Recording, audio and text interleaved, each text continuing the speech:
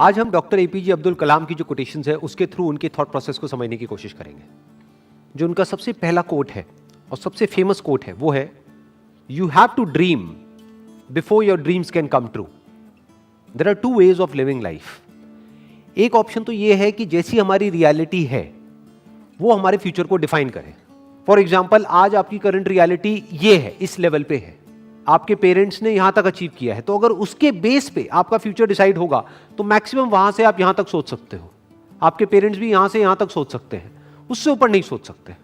But अगर हम चाहते हैं कि हमारा जो फ्यूचर है वो प्रेजेंट से और पास्ट से बिल्कुल अलग हो, तो उसके लिए ड्रीम्स की जरूरत है, उसके लिए इमेजिनेशन की जरूरत है कि वो इमेजिनेशन आपको भगाए, ना कि आपकी जरूरतें या आपकी मजबूरियां आपको भगाएं। और इमेजिनेशन की खास बात क्या है, आपके हाथ में पूरा कंट्रोल है कि आप कहां तक सोच सकते हो, आप कहां तक इमेजिन कर सकते हो। उसका आपकी रियलिटी से कोई कनेक्शन नहीं है। हो सकता है आप एक ऐसे बैकग्राउंड से हो जहां से कि वो इमेजिनेशन दूर दूर तक मैच नहीं हो रही है। और उसका सबसे बड़ा एग्जाम्पल कौन है? Doctor APJ Abdul Kalam. पहले तो एक इतने छोटे से गांव से निकल करके एक इतना बड़ा साइंटिस्ट बनना, और उसके बाद में भी इस कंट्री के प्रेसिडेंट बनना। लाखों करोड़ों स्टूडेंट्स के लिए वो एक आइडल हैं आज भी। अगर जिस बैकग्राउंड से वो आए, जो उनकी रियलिटी थी, अगर उसके बेस पे उनका फ्यूचर डिसाइड होता तो कभी भी वो इसका 1% भी अचीव नहीं कर पाते जो उन्होंने अचीव किया। लेकिन जो भी कुछ उन्होंने अचीव किया वो किया अपनी ड्रीम्स के बेस पर। और अगर ध्यान से उनकी लाइफ को ऑब्जर्व करोगे तो कभी भी उनका सपना ये नहीं रहा कि मुझे ये पाना है, मुझे वो पाना है, मुझे वो पाना है, मुझे वो पाना है, क्योंकि ये सपना तो आपको भिखारी बना देता है। उनका सपना हमेशा से ये रहा है कि मुझे ये करना है, मुझे ये करना है, मुझे ये करना है, मुझे ये करना है, अब ये कर लिया, अब ये करना है, अब ये कर लिया, अब मुझे ये करना है, अब ऐसे कॉन्ट्रीब्यूट करना है, अब ऐसे शेयर करना है। इनफैक्ट एक आदमी की असली पहचान इससे नहीं होती कि उसको कितना मिला है, क्योंकि अगर इसी से होती तो सबसे ज्यादा लाइफ में किसको मिलता है? एक भिखारी को। पूरी जिंदगी सिर्फ मिलता ही मिलता है। तो एक आदमी की असली पहचान इससे नहीं होती कि उसको कितना मिला है, बल्कि इससे होती है कि उसने क्या दिया है। तो अगर उनकी लाइफ को आप ध्यान से ऑब्जर्व करोगे तो आप एक ही चीज नोट करोगे कि उन्होंने सिर्फ दिया ही दिया है। बड़ी सिंपल लाइफ जी है उनकी लाइफ को अगर आप ऑब्जर्व करोगे, बहुत ही simple life, down to earth life.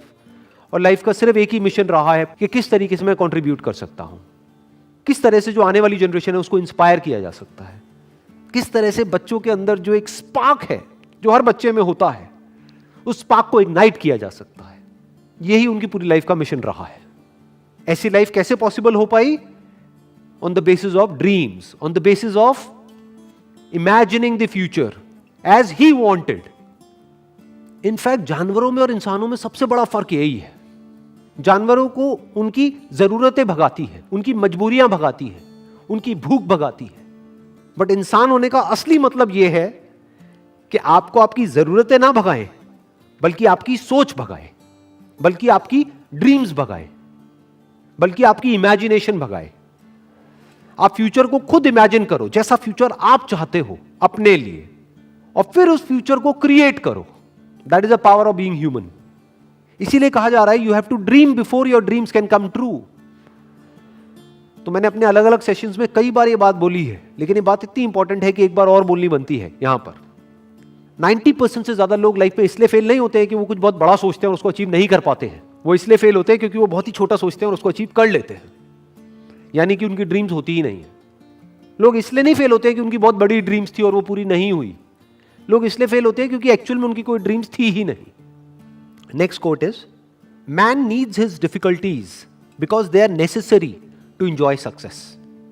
इस कोटेशन की जो डेप्थ है वो वही समझ सकता है जिसने एक्चुअल में बहुत बड़ी सक्सेस लाइफ में अचीव करी हो और जिसने बहुत बड़े बड़े फेलियर्स भी देखे हो।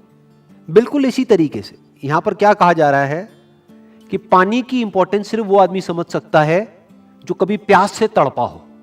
खाने की इंपॉर्टेंस वो आदमी समझ सकता है जिसने भूख देखी हो, जिसको बचपन से ही 56 भोग मिला है, जितनी उसकी भूख थी उससे बहुत ज्यादा मिला है। क्या उसके लिए खाने की कोई वैल्यू है?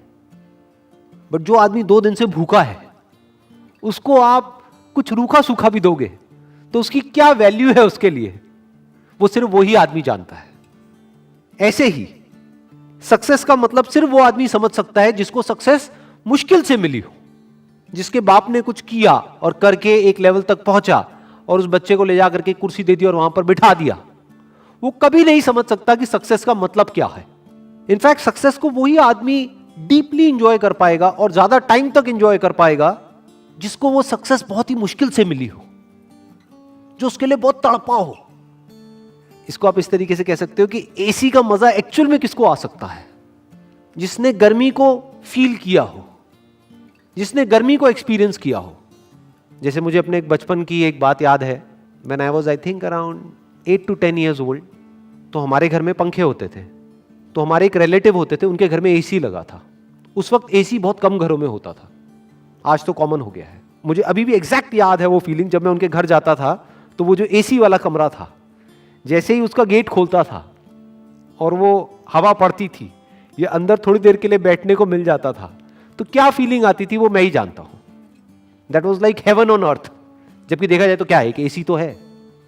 अब ये फीलिंग क्या कभी उस बच्चे को मिली होगी जो पैदा ही एसी में हुआ? तो मुश्किलों से डरो मत, मुश्किलों को अपना दुश्मन मत समझो। मुश्किलें आपकी एक्चुअल में दोस्त है, क्योंकि जितनी ज्यादा आपने मुश्किलें सही हैं, जितने ज्यादा आपने फेलियर्स देखे हैं, उतना ही ज्यादा आपको मजा आने वाला है जब आपको सक्सेस मिलेगी। Next quote is, it is very easy to defeat someone but it is very hard to win someone. किसी को भी हराना बहुत आसान है। कैसे हराना? चाहे फिजिकली हराना, चाहे बातों में हराना। किसी को भी तोड़ना, हराना मतलब तोड़ना, बहुत आसान है। और विन का मतलब जोड़ना, अपने साथ में जोड़ना बहुत मुश्किल है। It is very hard to win someone. कैसे जीतना? उसका दिल जीतना, उसको जीत लेना, उसको दोस्त बना लेना, उसको अपना बना लेना, उसको अपने साथ जोड़ लेना बहुत मुश्किल है। क्योंकि उसके लिए एक ऐसी क्वालिटी चाहिए जो बहुत ही कम लोगों में होती है। क्या है वो क्वालिटी? पेशेंस। बहुत पेशेंस चाहिए। जैसे आपके घर में कोई पौधा है, उसको तोड़ना कितना आसान है। उसको पकड़ो और जड़ से उखाड़ दो और फेंक दो, बट उसको पालना कितना मुश्किल है। रोज पानी देना होगा, ध्यान रखना होगा, कहीं कीड़े तो नहीं लग रहे, तो खाद डालनी होगी, उसको सनलाइट देनी होगी प्रॉपर, ना ज्यादा ना कम। मतलब कितना एफर्ट है। उस पौधे का ध्यान रखना कितना मुश्किल है। बिल्कुल इसी तरह से जैसे एक पौधे को मेंटेन करना होता है, ऐसे ही रिलेशंस को मेंटेन करना होता है। किसी भी रिलेशन को खत्म करना बहुत आसान है, बट उसको समझना, उसके पॉइंट ऑफ व्यू को समझना बहुत मुश्किल है। और मजे की बात क्या है, हमारा जो पूरा का पूरा एजुकेशन सिस्टम है, it is all about defeating someone, not winning someone. उसकी तो कहीं बात ही नहीं होती। जब भी कोई बोलता है कि मैंने टॉप किया है, इसका मतलब क्या? कि बाकी सबको मैंने पीछे छोड़ दिया है। देखो मेरे को ये मेडल मिला है, गोल्ड मेडल मिला है। क्यों? क्योंकि मैं रेस में फर्स्ट आया हूं। मतलब क्या? मैंने बाकी सबको हरा दिया है। I have defeated everyone else. तो हमारी जो ट्रेनिंग हो रही है बचपन से ही, कंडीशनिंग हो रही है, जिस तरह का एटमॉस्फेयर है चारों तरफ, जिस तरह का हमारा एजुकेशन सिस्टम है, जिस तरह की घर पे बातें होती हैं, जिस तरह के कंपैरिजंस होते हैं, यहां तक कि भाई बहन को भी नहीं बख्शा जाता है, आपस में लड़वा देते हैं कि देख तेरी बहन कितनी अच्छी है पढ़ाई में, तू कितना गया गुजरा है, तू कितना निकम्मा है। तो ये क्या किया जा रहा है? कंपटीशन करवाया जा रहा है और एक दूसरे को पीछे छोड़ने की कोशिश करी जा रही है। चारों तरफ किसी दूसरे को हराने के बारे में सोचा जा रहा होता है। तो ये तो हमारी रग रग में दौड़ रहा है। किसी को तोड़ने के लिए जो चाहिए वो तो हमारी रग रग में दौड़ रहा है। तो सवाल ये उठता है कि किसी को जोड़ने के लिए, किसी से जुड़ने के लिए और किसी को अपने साथ जोड़ने के लिए, किसी को अपना बनाने के लिए क्या क्वालिटीज हमारे अंदर होनी चाहिए, वो समझना पड़ेगा और वो अपने अंदर डेवलप करना पड़ेगा। उसके अंदर सबसे बड़ी क्वालिटी होनी चाहिए पेशेंस। दूसरी होनी चाहिए केयरिंग एटीट्यूड, कि ये नहीं कि आप पूरी तरह से सेल्फिश हो जाओ, अपने बारे में सोच रहे हो। सामने वाले की केयर करनी होगी, सामने वाले की जो फीलिंग्स है उसकी केयर करनी होगी। अगर दूसरे वे में देखा जाए तो एक तरफ से क्या हो रहा है, जब आपने किसी को हराया तो जिंदगी भर के लिए आपको एक दुश्मन मिल गया, क्योंकि अब वो मौका ढूंढेगा आपको हराने का, और आज नहीं तो कल आपको हराएगा। वो किसी भी तरीके से आपको हराएगा। तो आपको क्या मिला? किसी को हरा करके एक जीत मिली छोटी सी, लेकिन जिंदगी भर के लिए एक दुश्मन मिल गया। दूसरी तरफ से अगर किसी को हमने अपना बना लिया, तो अगर हम किसी वजह से हार भी गए on a temporary basis because of some reason, तो वह हार बहुत छोटी है उसके आगे जो एक्चुअल में हमको मिला है। क्या मिला है? जिंदगी भर के लिए एक दोस्त मिल गया है। और दोस्त अगर एक्चुअल में दोस्त हो, वो नहीं जो सिर्फ मतलब के लिए होते हैं, दोस्ती अगर असली दोस्ती हो तो उसकी वैल्यू पैसे में आंकी नहीं जा सकती, या ये कह लो उसकी कोई वैल्यू ही नहीं है। That is priceless. देखो ध्यान से समझो क्या हुआ कि जब भी आप किसी को हराते हो तो याद रखना, आपको लग रहा है कि आपने उस एक को हराया है तो मेरा एक ही दुश्मन बना। अरे आपका एक दुश्मन नहीं बना है, उसके सारे दोस्त भी तो आपके दुश्मन बन गए। तो अब आपका एक दुश्मन नहीं है। अगर इस आदमी के 1000 दोस्त हैं तो अब आपके 1001 दुश्मन है। दूसरी तरफ से अगर आपने किसी को अपना बना लिया है या एक दोस्त बनाया है, तो यह मत समझो आपने एक दोस्त बनाया है। अगर इस आदमी के 1000 दोस्त हैं तो अब आपका एक दोस्त नहीं है, अब आपके 1001 दोस्त हैं। इसको दूसरे वे में भी बोला जा सकता है कि जिसकी आदत बन जाती है दूसरों को जीतने की, तो पूरी दुनिया उसकी दोस्त बन जाती है। और दूसरी तरफ से जिसकी आदत है सिर्फ दूसरों को नीचे गिरा करके खुद ऊपर उठने की, या दूसरों को हरा करके खुद जीतने की, उसकी पूरी की पूरी दुनिया ही दुश्मन है। आज नहीं तो कल उसको ये समझ आ जाएगा, पूरी दुनिया उसके अगेंस्ट हो जाएगी। और इस तरफ से अगर किसी के अंदर ये क्वालिटी है तो पूरी दुनिया उसके साथ में आकर के खड़ी हो जाएगी। और इसमें सबसे बड़ा एग्जाम्पल है वो जहां से कि ये कोटेशन आ रही है, यानी कि डॉक्टर एपीजे अब्दुल कलाम। चाहे कोई भी आदमी हो, किसी भी रिलीजन का हो, किसी भी कंट्री का हो, सब उनकी रिस्पेक्ट करते हैं। ऐसा कैसे हो पा रहा है? इसका मतलब यह है कि उन्होंने सबका दिल जीत लिया है, सबको अपना बना लिया है।